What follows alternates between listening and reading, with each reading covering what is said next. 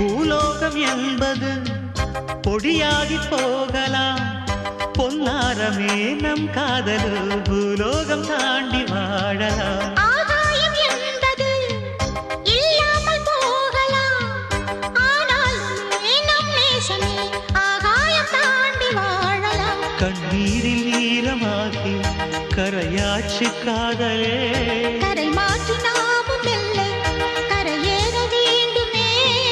நாளை வரும் காலம் நம்